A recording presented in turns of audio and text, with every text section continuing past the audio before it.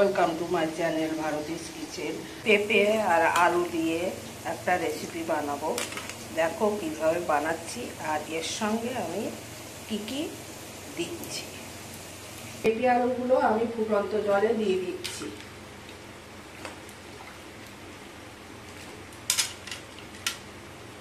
এই কাঁচা লঙ্কাগুলো দিয়ে দিচ্ছি, লবণটা দিয়ে দিচ্ছি,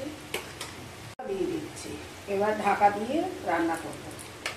এখানে আমি এই কাতলা মাছগুলো ভেজে নিয়েছি, এর সঙ্গে কিছু মাথার টুকরো আছে, এগুলো আমি এই ঝোলের মধ্যে মাছগুলো আমি ঝোলে দিয়ে দিচ্ছি। এখন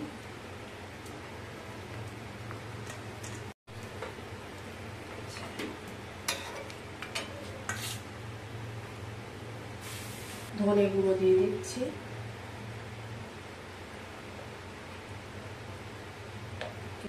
জিরে গুঁড়োটা দিয়ে দিচ্ছি, কড়াইতে তেল দিয়ে দিচ্ছি, দুটো শুকনো লঙ্কা দিচ্ছি, পাঁচফোড়ন দিচ্ছি হাফ চামচ মতো, সর্ষে দিচ্ছি হাফ চামচ মতো।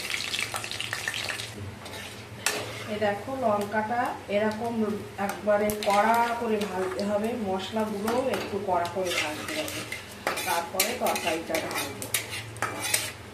আদা দিয়ে দিচ্ছি আর তরকারিটা ঢেলে দিচ্ছি।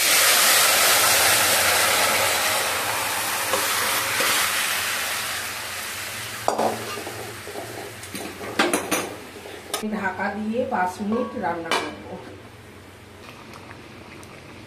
একটু গরম মশলা দিয়ে দিচ্ছি। আমার রান্নাটা হয়ে গেছে, আমি নামিয়ে নিচ্ছি। আমি এই পাত্রে ঢেলে দিলাম।